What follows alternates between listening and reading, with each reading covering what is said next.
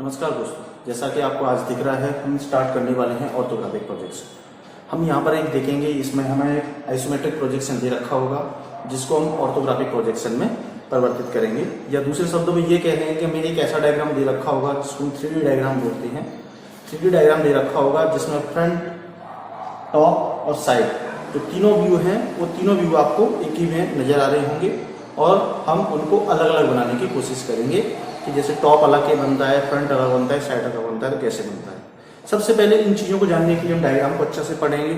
उसके बाद फिर हम दो चीज़ें हैं, दो लाइनें में जो आपको यहाँ लिख देता हूँ, उन दो लाइनों को हमें ध्यान देना है क्योंकि जो ऑर्थोग्राफिक प्रोजेक्शन होता है वो दो एंगल प्रोजेक्शन बनता है, first angle projection and third angle projection.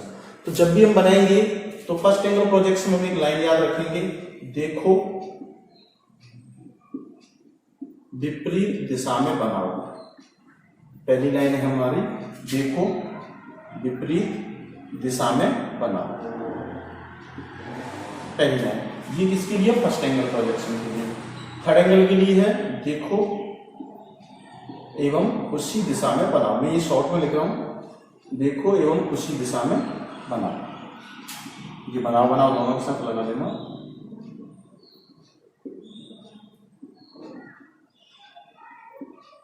देखो ये दो लाइनें हमें बहुत हेल्प करेगी इन डायग्राम को बनाने के लिए। आप यकीन मानिए कि आपको ये डायग्राम बनाना इतना आसान लगने लग जाएगा इन दो लाइनों से कि जैसे बहुत ही आसान चीज़ है, हमारे लिए बहुत आसान होने वाली है।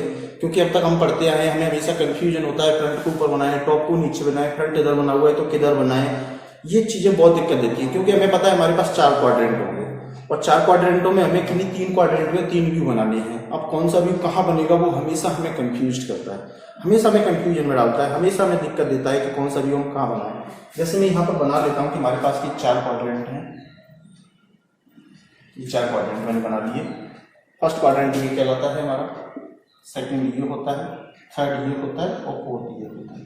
हमें इनमें से ही किसी एक क्वाड्रेंट में हमको फ्रंट बनाना है, एक क्वाड्रेंट में हमको साइड बनाना है और एक क्वाड्रेंट में हमको टॉप बनाना है। तो ये चीज़ हम कैसे ऐसे कर पाए कि हमारा हमेशा एग्जैक्ट जगह पर बने। तो इसके लिए एक तो हमें ये दो लाइन याद रखनी है। देखो जब फर्स्ट एंगल में डायग्राम हम बना रहे होंगे, आज हम फर्स्ट एंगल में बनाएंगे, अगर हम फर्स्ट एंगल में डायग्राम बना रहे होंगे तो हमें लाइन याद रखनी है, देखो और उसी दिशा में बनाओ। और अगर हम थर्ड एंगल में बना रहे हैं तो सॉरी, देखो और विपरीत दिशा में बनाओ।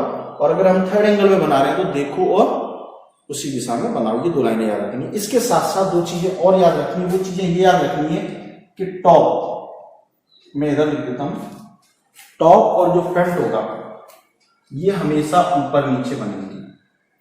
कैसे बनेंगे? ऊपर नीचे। मतलब ये है कि अगर टॉप ऊपर बनेगा तो फ्रंट नीचे बनेगा, अगर फ्रंट नीचे बनेगा तो टॉप ऊपर बनेगा। मतलब टॉप और फ्रंट ऊपर बनेगा तो टॉप नीचे बनेगा। और जो साइड है वो हमेशा फ्रंट के बराबर में बनेगा।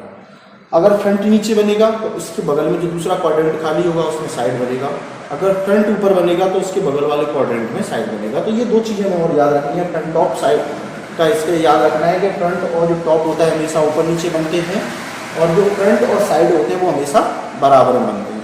और दो लाइनें ये याद रखनी है। अगर ये चीजें आप याद रख लेते हो तो यकीन मानिए आपको किताब में जितने भी नियम दे रखे हैं, एक एक पेज के नियम दे रखे हैं, हमें एक एक पेज में पूरे ये नियम भर रखे हैं कैसे इनको बनाते हैं, उनकी कभी हमें जरूरत नहीं पड़ेगी, आराम से बना सकते हैं। जैसे अब हम डायग्राम स्टार्ट करते हैं तो इसके लिए आप दो लाइनें, दो चीजें और याद रखनी है हमें। जैसे कि जब पे दो काम होते हैं, एक तो डायग्राम बनाना होता है और दूसरा का काम होता है डायग्राम की जो फ्रंट टॉप साइड बनेंगे उनको लोकेशन देना, उनको पोजीशन देना कि कौन सी जगह पे क्या बनेगा। तो सबसे पहला काम होता है हमारा पोजीशन देना।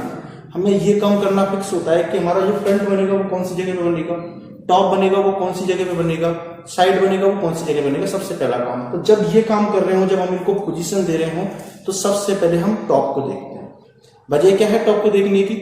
वजह ये है क्योंकि टॉप की जो पोजीशन होती है हर डायग्राम में फिक्स होती है। आपके कितने भी आइसोमेट्रिक प्रोजेक्शन है, कितने भी डायग्राम दे रखे हैं आइसोमेट्रिक में, आपको एक चीज पता होगी, टॉप हमेशा ऊपर रहता है, फ्रंट साइड ये आपस में एक्सचेंज हो सकते हैं। हो सकता है किसी डायग्राम में इसको साइड बना रखा हो, इसको फ्रंट बना रखा हो, किसी डायग्राम में इसको साइड बना रखा है, इसको फ्रंट बना रखा है, लेकिन टॉप कभी भी चेंज नहीं होता। इसलिए सबसे पहले हम किसको देखेंगे? टॉप को। हमने टॉप को देखा, बना किसमें रहे हैं? फर्स्ट एंगल में। तो देखो, देख लिया भाई, क्या देखा? टॉप। टॉप देखा, देखो और विपरीत दिशा में बनाओ। तो टॉप को कहां देख रहे हैं? ऊपर। ऊपर का विपरीत क्या होता है? नीचे। इसका मतलब टॉप या तो यहां बनेगा या टॉप यहां बनेगा, इन दो जगह पे नहीं बन सकता। क्लियर है भाई चीज? टॉप ऊपर है तो कहां बनेगा? नीचे। क्यों? क्योंकि हमने एक लाइन पढ़ी है, देखो और विपरीत दिशा में बनाओ। टॉप ऊपर से हम देख रहे हैं, टॉप नीचे बनेगा। इतनी सी बात क्लियर है। दूसरी चीज यहां से देखेंगे, फ्रंट टॉप हमेशा ऊपर नीचे बनते हैं।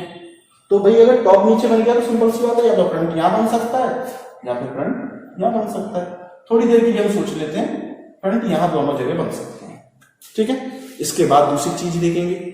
टॉप देख लिया, अब आप साइड फ्रंट में से किसी एक को देख लीजिए। मैं फ्रंट को देख लेता हूँ। फ्रंट मैंने देखा ही है, मैं मान लेता हूँ फ्रंट में यहां से खड़ा होकर देख रहा हूँ।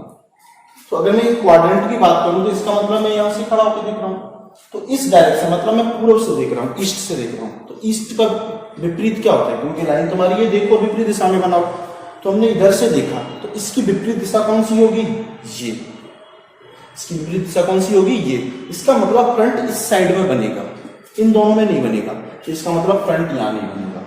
तो अगर फ्रंट यहां नहीं बनेगा, जहां फ्रंट नहीं है तो वहां टॉप भी नहीं है। ठीक है, तो फ्रंट यहां बनेगा और टॉप यहां बनेगा। फ्रंट के हमेशा बराबर में क्या बनता है? साइड। फ्रंट के बराबर में साइड बनता है, तो फ्रंट के बराबर में एक ही जगह खाली साइड के लिए ही। तो तीनों की जगह पोजीशन फिक्स हो गई, फ्रंट टॉप साइड। आपको समझ में नहीं आया, आप वापिस एक बार बैक करके इस चीज को देख सकते हैं।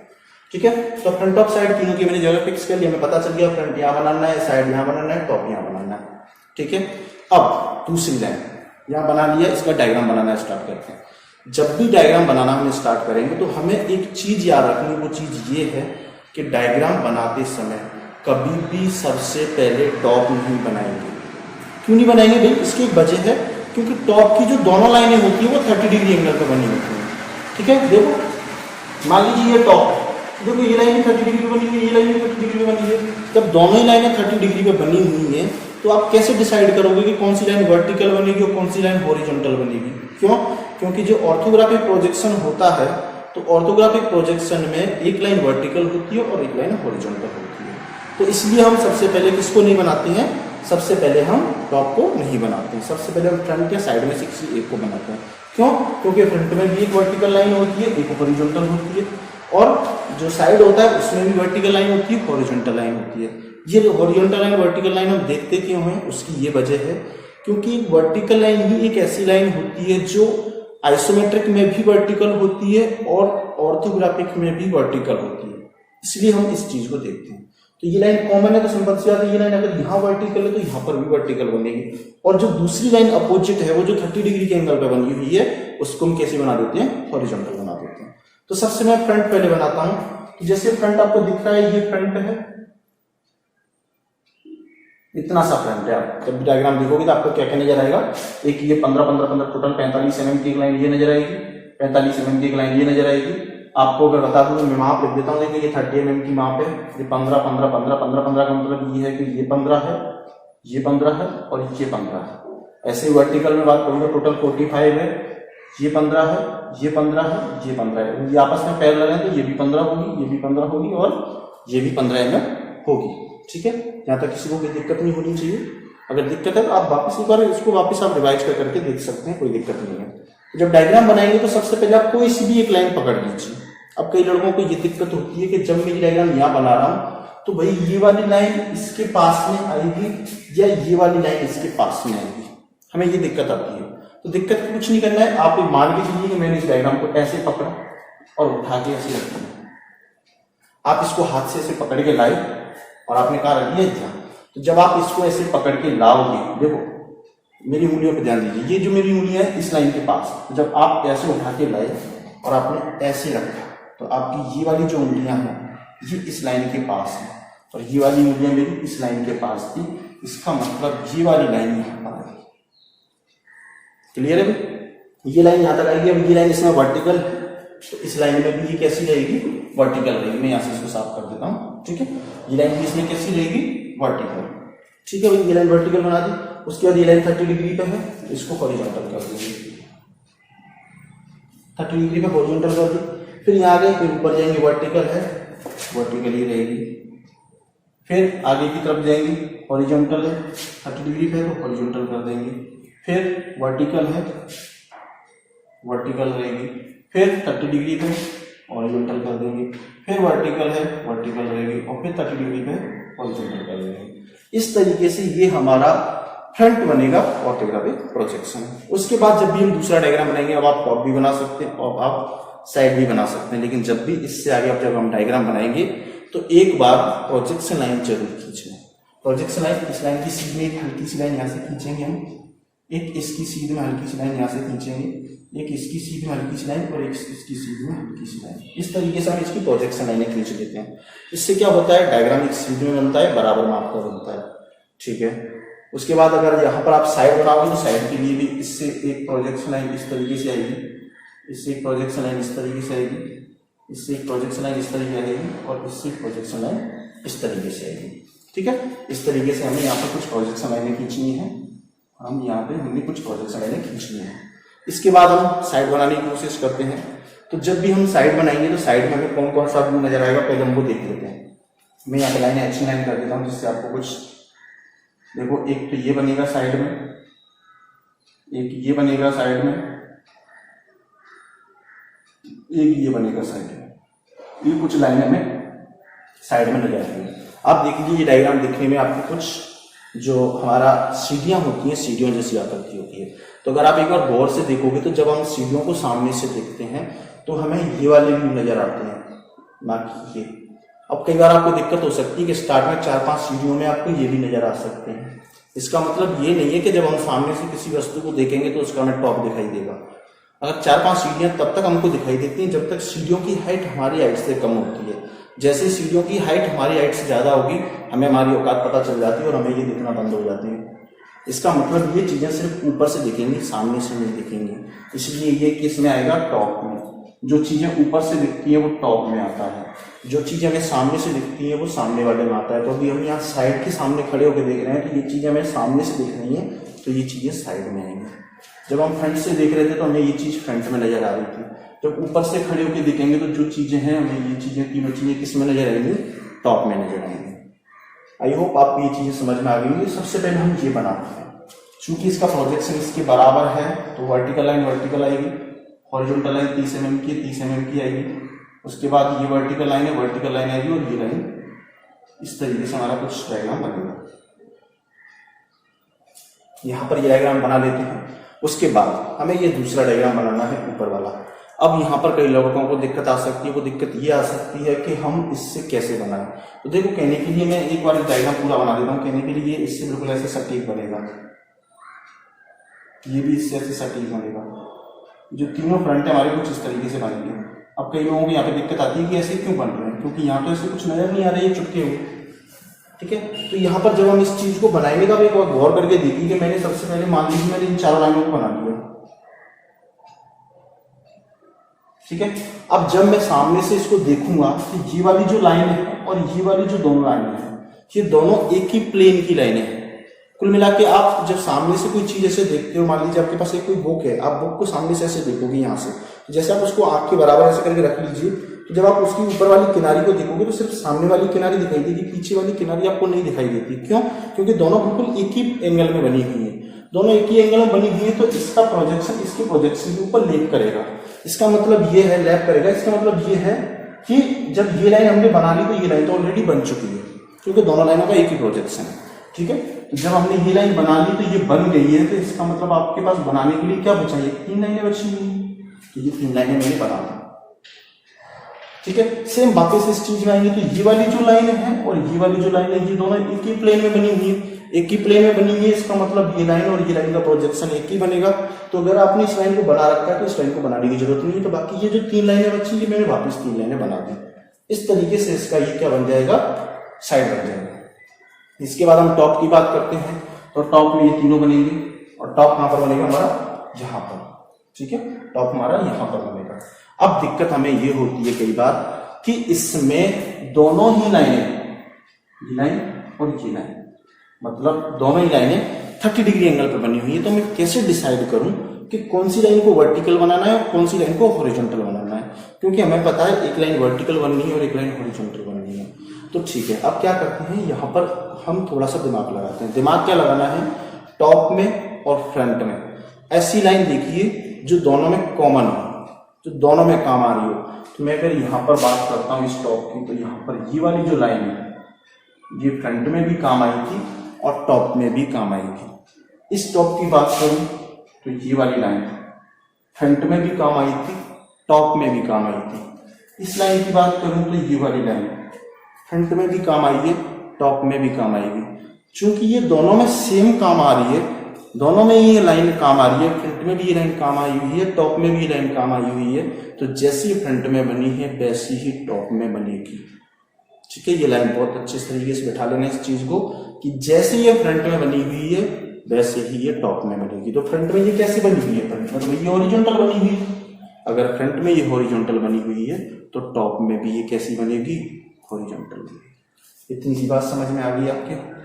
चलिए, तो ये जो अगर ये लाइन हॉरिजॉन्टल बनेगी तो ये इसके समांतर है, तो ये लाइन भी हॉरिजॉन्टल बनेगी। तो कुल मिला के मैंने क्या किया, यहाँ पर एक हॉरिजॉन्टल लाइन बना दी। और अगर ये लाइन हॉरिजॉन्टल बना दी तो आपको दिख रहा है इसके बीच में 90 डिग्री का कोण है। अगर ये लाइन हॉरिजॉन्टल बनी है तो इसकी जो अपोजिट दो लाइनें बनी हुई है, जो बगल में लाइन बनी हुई है, ये कैसी बनेगी? वर्टिकल। इस तरीके से हम बनाते हैं इस चीजों। और नीचे जो इसकी अपोजिट ये वाली लाइन है, ये लाइन भी कैसी बन जाएगी? हमारे हॉरिजॉन्टल बन जाएगी। तो ये हमारा एक बन गया। सॉरी, ये वाला इसका प्रोजेक्शन है, क्योंकि आप देखोगे ये सामने से मैंने ये वाला है, तो ये वाला तो यहाँ बनेगा इसके नीचे। ठीक है, तो सबसे पहले मैंने इसको बनाया हुआ है। तो ये वाली जो हॉरिजॉन्टल लाइन है वो जस्ट इसके प्रोजेक्शन इसके नीचे, अपोजिट लाइन वर्टिकल, और इसके जो पैरेलल लाइन है वो भी हॉरिजॉन्टल। उसके बाद दूसरे नंबर पर आती है ये हॉरिजॉन्टल लाइन है, तो ये इसकी पैरेलल बनेगी। तो इसकी पैरेलल ये, इसकी पैरेलल ये और ये।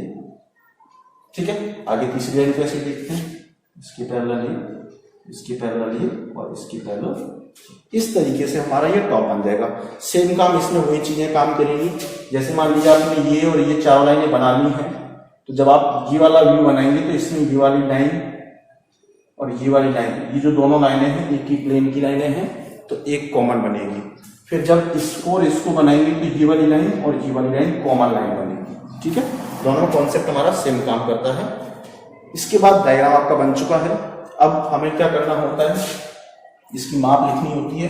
तो माप हम कुछ इस तरीके से लिखते हैं कि माप कंप्लीटली पूरी हो जाए और बार बार रिवीजन, मतलब उसको रिपीट भी नहीं हो। ठीक है, यहाँ पर इसकी माप लिख देते हैं। इसकी माप कितनी दे रखी है आपको? 15 15 15 तीनों दे रखी है।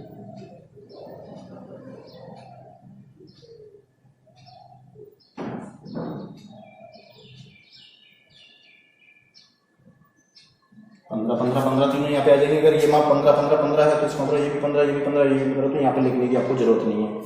इधर हम इसकी माप लिख देते हैं।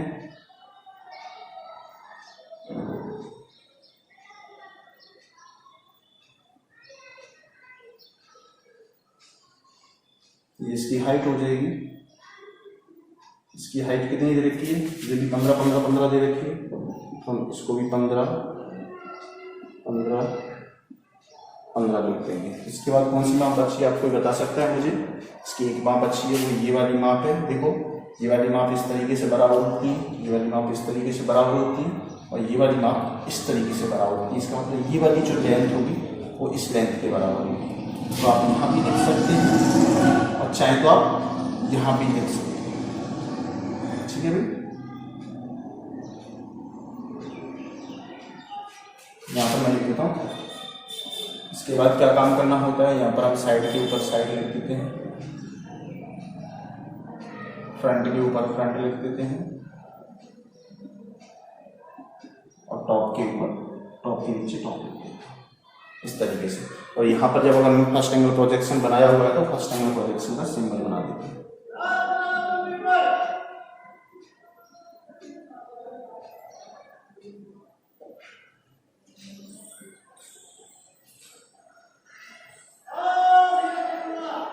ठीक है, तो आज के लिए इतना ही।